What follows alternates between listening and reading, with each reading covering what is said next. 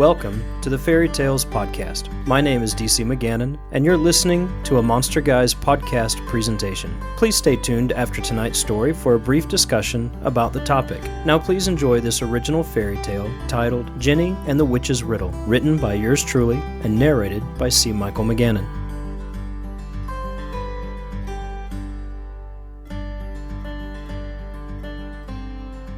Jenny looked outside her window and saw the morning sun shining bright over the hilltops. What a wonderful day for a visit to Mamo and Anshin. I shall gather some fruit and cheese for my basket, and away we'll be, Tilly and me. No sooner did Jenny speak those words than did she have her basket in hand. It wasn't very much longer until she and Tilly were on their way to see their grandmother and aunt on this warm and lovely day. The two skipped and sang and told stories to each other about the shapes they saw in the clouds above. Great dragons and handsome dragon slayers, goblins and fae, and trolls and more. Taking their time, they stopped under a shady tree near midday, sharing a snack. It was only a brief recess, and then they were quickly on their way again, skipping and singing just the same. Coming to a bend in the road, Jenny knew she could reach her grandmother's cottage, not long past mid-afternoon, with plenty of light to spare for their journey. However, she also knew of a shortcut that would save them even more daylight. All she had to do was take a left turn into the woods and follow the tiny footpath that most saved for only the most dire emergency in their travels. It was a path worth risking if your kin had fallen ill and needed medicine speedily, or a storm had rendered the main road impassable for a time. Otherwise, it was well respected to shy away from the woods altogether, for there were rumors that swirled which cast a menacing shadow over the path. It's such a lovely day, warm and bright and full of the songbird's lyric. Surely this would be as good a day as any to take the shortcut and have even more time with Mamo, Jenny thought to herself as Tilly stood dawdling with her favorite toy bear in that well-worn bend in the road. "Tilly, let's have a bit of an adventure," Jenny said, pointing at the tiny pathway. Tilly had looked nervous at first, peering into those old woods, but Jenny's excitement and the mention of adventure distracted her from the fear. "Yay, I love adventures." The girl screwed up her face, thinking about what mischief they might come across along that path. Maybe we will find a dragon, or a sneaky fairy, even an evil witch. Only for pretend, though. I don't like witches, or the bad fairies. Jenny ruffled Tilly's hair. Of course not. For pretend. We will be all the better on this fine day. Knot your skirt at your knee, and steer clear of any mud pots. Now let's be off on our grand and mysterious quest. The two girls giggled as they turned left into those woods for an experience that would change their hearts for the remainder of their time. For some time following the footpath, the trees allowed plenty of light, the breeze was warm and easy, and the birds chirped just as brightly as before. Instead of the clouds, the sisters peered at the branches of the trees and the bramble, seeing their monsters and dragons and slaying them with sticks and stones they found here or there. Soon, though, the birds fell silent, and a chill bit at their necks and arms. The branches became too gnarled, the bushes too thorny, to find any comfort or playfulness. "I'm cold and scared, Jenny. Let's go home." Tilly was quick to share her thoughts on the change in the air. "Everything is okay, Till. Let's keep going. It's only a few more hops and skips and we're out of these woods and on to Mamo's land. Let's sing a song to keep us busy while we walk. Watch your step there, sis. That's a big hole where a tree once stood tall." A voice cackled in response. "That's no hole, my dear. That's my home. And don't you step in it, lest you be my guest for some years to come." "Jenny, I don't like it. I thought we would only pretend." "You're scaring me." Little Tilly's eyes were brimming with tears from the fear that now gripped her tight. "Tilly, stay close. I'm not pretending to be anything. That wasn't me." "Who was it then? Mamo? Anshin? Why would they play such an evil trick on us?" The voice became closer, and only a moment later a twisted face appeared before them, appraising them. But just as quickly as it appeared, twisted and toiled, the face swept away to reveal a beautiful woman with a flowing dress, and an apple spinning between her fingers. She stood just steps before them, smiling sweetly. "Would you lovely girls like a bite of a sweet apple from my garden?" Jenny held Tilly tight beside her as she spoke up as confidently as she could muster. "No, ma'am, and thank you as much. You have no garden, and that's no apple. It's a trick as plain as the glamour on your face, and will have nothing to do with it. You're a witch, plain as sight, and will be along rightly if you please." "As a matter of fact, I do, and you won't be traveling any more distance before you appease 3 riddles here and now. You have the courage to venture into my woods, knowing the stories well and right, brave little girl. Now you must match your thinking to your confidence if you're to save your sis and continue on to the old lady's cottage at the far side of these trees. Why must I answer your riddles? Witches don't play fair, and my mamo will come looking for us. She's not far. I can see the smoke rising from her chimney, from here through these trees. Jenny's voice trembled, nervous, but maintained to hold her ground if she and Tilly were to pass safely through these woods. Because if you don't answer my riddles, you will not see your precious Tilly again. She is a guest in my home, at least until the time that you answer my riddles 3. Jenny felt a wisp of air rush beside her, and like that, Tilly was gone. Disappeared, with only a fading cry as evidence that she was nearby at all. What have you done? Where is Tilly? Now, best you attend to my riddles, or you'll know a worse fate than your sis. Rest easy, girl, as she is safe and in good hands. You'll both be on your way so long as you answer true these 3 mysteries. You have my word. And if I don't trust your word. Let's just say, your Tilly will remain as a long-term guest in my woods. You have no choice but to answer me. Now, let's on with it. Don't be wasting my time, girl. Fine. Jenny resisted struggling with the witch any further, as she knew it would do her no good. She was a smart girl, and she knew it. She understood that she had as good a chance as any to beat the witch at her game. She would have her say with her afterward. What is your first riddle? Good. Let's begin with a simple quandary and save the best one for last. Here is your first task. 1 face, 2 face, 3 face, see. Worship, curse, and blessing 3. Who is this goddess we seek, who shows her face without fear to the strong and to the meek? Answer me this, Jenny girl, and you will have your second riddle. Jenny crossed her arms and lowered her eyes in thought. A moment later she raised her face to the witch and declared, That's easy. Most in these parts know who that is. She is the traveler at the crossroads, and as ancient as the great garden itself. Hecate is her name. The answer to your first riddle is the goddess witch, Hecate. Ah, very well done, my dear. You are correct, and I applaud the sharpness of your mind and the timeliness of your answer. The sun is beginning to set, and you have need to be quick if you are to continue your travels this evening. Impatient, Jenny blurted out. Quick then, let's have your second riddle, witch. Very well. Here is your second puzzle. Answer me this one, and you shall have your third and final riddle. No man has ever seen me, for I never was. Yet I remain always to be, for a man to chase after, to consider all the day long, and yet remain to see with his own eyes, even so long as he shall live. Jenny pursed her lips and furrowed her brow. She mulled the words over in her mind again and again. It seemed a simple riddle with a simple answer, but she was to be sure. Jenny didn't fancy leaving Tilly's fate to the chance of a quick answer. This was a witch, after all. Who was she to keep her word or play this game fair? Following a time of pacing and rolling the riddle around in her head, Jenny felt confident she had her answer. Tomorrow. Man hasn't seen tomorrow because it hasn't arrived yet, but it will always be there to see so long as we have another day to live and breathe. The witch raised her eyebrows in surprise. You are indeed an alert and crafty girl. You are correct, and you shall have your third mystery. I warn you, though, answer precisely the third, and take as much time as you wish to conjure your answer, for this light is tear off, and you shall never see your young sis again. Just give me your riddle. The sun is setting fast, and my mamo and Aunt Shin will worry sick if we don't arrive. So be it.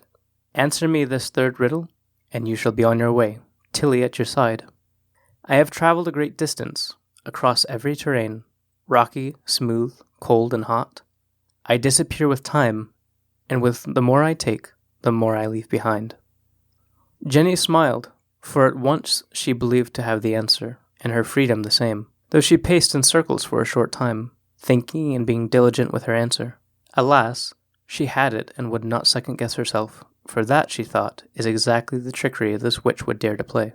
To second-guess herself would be to change her answer, and how wrong Jenny would be to do so. Steps taken underfoot, my feet travel, and their prints will vanish over time, yet as I take one more, it's one more I've left behind. Footsteps. There, witch, you have your answer. Now let's see my sis unharmed and with no bewitchment, so that we may visit my mammo and Anchin this eve. Right you are, girl, and now you see 'twas a simple game for you and me. No harm done, and just enough light left from the glow of the sun over the hill for you to arrive safely, and without cause for alarm. Again the witch smiled, her eyebrows still raised in surprise. Another wisp of air rushed between Jenny and the witch, and as quickly as she had vanished, Tilly appeared, unharmed and without enchantment, just as the witch had promised. The witch continued, Run along now, you and your sis, and ne'er travel these woods again. Let me have the promise of your word. Jenny thought for a moment. Perhaps, but first a riddle of my own for you to answer. What is this? The witch exclaimed. How dare you challenge me in my forest? Even so, a game is a game. Answer me this riddle, and I shall swear on my life never to cross these woods again, so long as it doesn't cost me my kin for illness or despair. But miss this chance with misguided report, and you must flee these woods, ne'er to return again, and never to beset the people of this county for the generations to come. Heaven help us. You short-sighted girl, you are amiss. To think that you can challenge my wisdom, when I have kept these woods for times and a time afore. Your arrogance shall ensnare you. Well then, shall you play the riddling game of a girl gone astray? I shall, said the witch, affronted with the brazenness of the girl. Riddle me here and now. And so I shall. Shrouded in mystery, at first I appear. Explanations aplenty, until you unravel the mystery that never was. For only then will you save your place in these woods here. Only one answer, though, and to hear it is to know a mystery that never was. Think deeply, witch, and take what time you need. Jenny knelt and wiped the hair out of Tilly's eyes, hugged her as though she would never let go again, and then straightened her dress and stroked her cheek.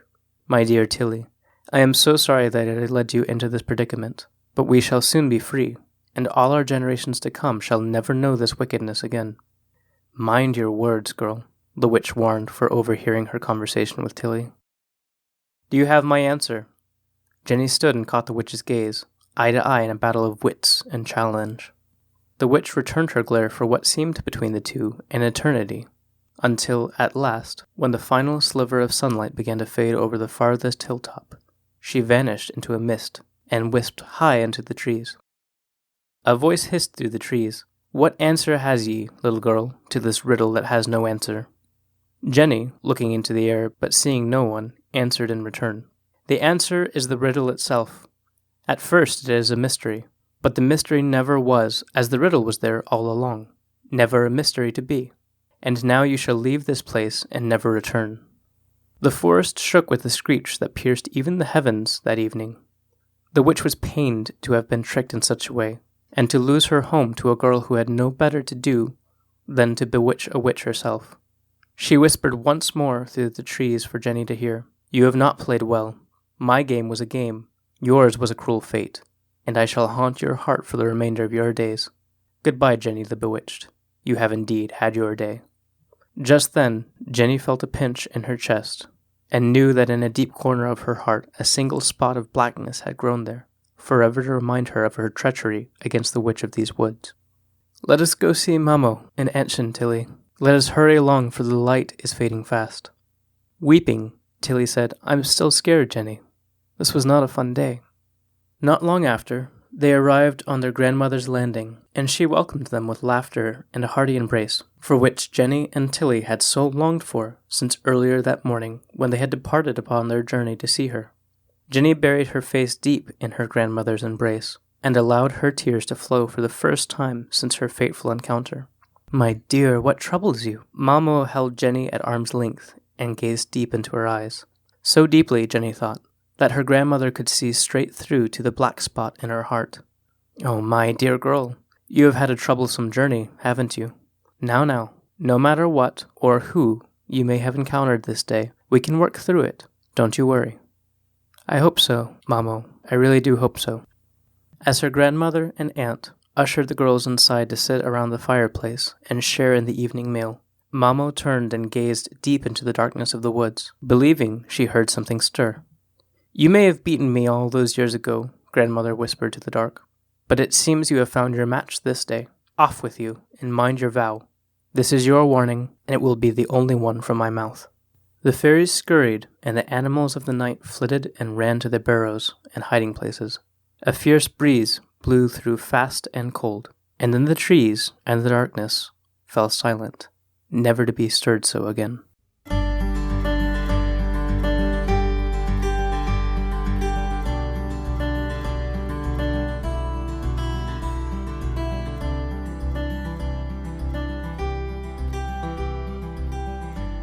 I've had this story in mind for a little while now. My goal with this story was kind of twofold. Have a very simple story that incorporated riddles. A story that stayed true to kind of a common pattern for fairy tales and include a couple of riddles to make it interesting. And I hope at least that we accomplished that with this story. No, I definitely think you did. It immediately calls to mind the story of Baba Yaga. The tasks that Baba Yaga gives Vasilisa in that old story are almost like riddles themselves. They're physical labors, but they are impossible for a girl of her age to carry out. They're tasks such as cleaning poppy seeds and making sure that all of the dirt that was mixed in with the poppy seeds is taken out. But those seeds were said to have filled like the entire barn, so it was something that she couldn't physically do in that amount of time. At the end of those tasks, like in that story, there were 3 tasks, or 3 different things that Baba Yaga made the girl do, similar to the 3 riddles here. The girl in that story kind of turns it on Baba Yaga and escapes, and the witch is angered and chases her the entire way home. It's very similar in this story where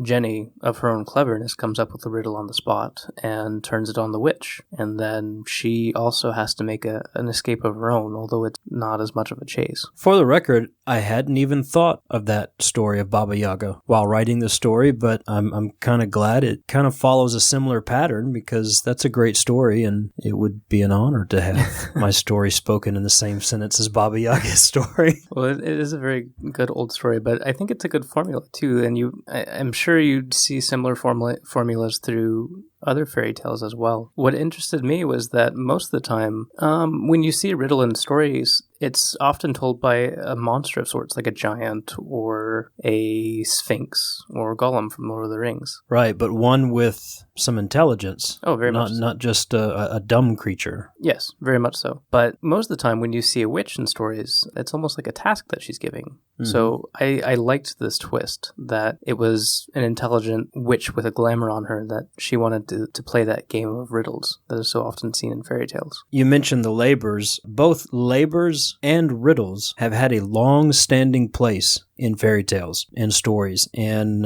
probably we could go back to the beginning of recorded time. Whenever people first began telling stories and recording them, you'll find riddles and labors mixed in those stories from time until now. Well, they are very, very similar. Most of the time, the labors that you see somebody going through in a fairy tale, they're, again, nigh impossible. You have the 12 labors of Hercules, you have Vasilis's tasks that she's given, you have these things that are not just physically difficult, but something that requires almost an ability to teleport in places or an ability to have extra hands in order to do something. And riddles, at least to me, because I kind of suck at riddles, they're very similar to me in my mind. They are very difficult to pull out of thin air and solve. And in fact, the riddle that Jenny gives the witch is special in this regard. It is, because the riddle that Jenny gave the witch is the answer wrapped up in itself. The answer was the riddle itself. So, the riddler would throw that out. In this particular case, the witch would just be searching for an answer that wasn't there, because the riddle was the answer itself. There are other riddles that have stops or blocks in them. A stop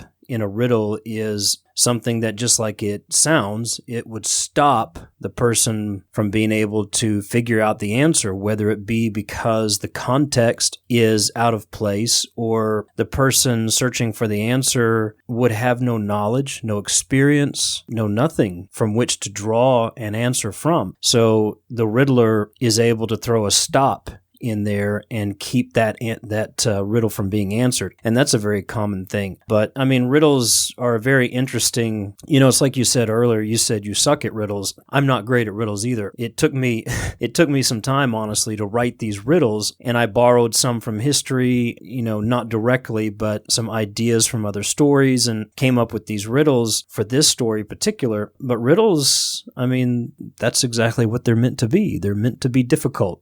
And sometimes they're as difficult to write as they are to answer. But it's fun. It's that mental puzzle and that game that is being played. But in this case, Ginny turns the tables, takes the story a little deeper, and turns the table on the witch, and the witch is unable to answer the riddle. Yeah, and I liked the ending there. A lot of fairy tales, as many people have come to discover in recent years, digging beyond the pop culture, many fairy tales end gloomily or brutally. And there are some fairy tales that still have that happy, fairy tale ending.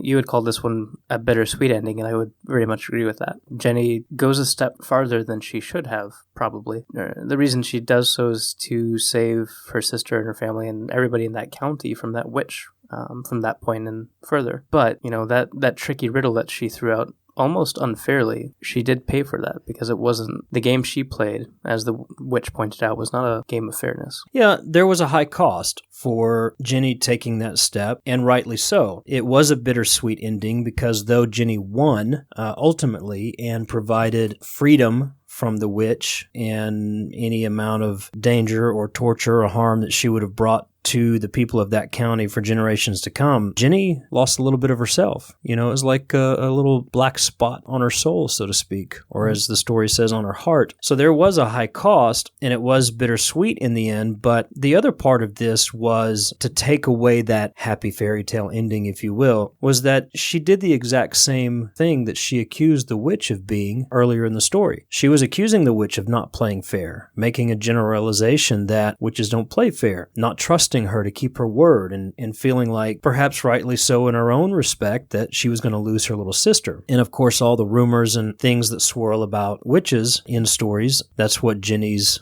thought process was. But then Ginny becomes the one who's not trustworthy. Ginny becomes the one who doesn't play fair and bends the rules to her own gain. So there's tables turning, there's high cost, and I think that always makes a story interesting. It does. And you also have the almost rite of passage, or the loss of innocence in growing up alongside that. As you see them start out, Jenny and Tilly are both very imaginative girls that are just playing and having fun on their way to their grandmother's house. And as Jenny is very smart, even from the beginning, you can tell that. As you have with intelligence, sometimes she is reckless because she thinks she can handle it. She thinks that the shortcut that she knows is okay, even though she knows that there are dangers that are associated with that path. But again, she thinks that she can handle it because she's smart, she's clever. And you see the consequences of that, and I think you see at the end of that story, you lose a little bit of the gleam in the eye, or the wishful thinking. Yeah, I think another thing that crossed my mind even while writing this was, what did Tilly see in all of this? What did her younger sister perceive and learn about the ways of the world?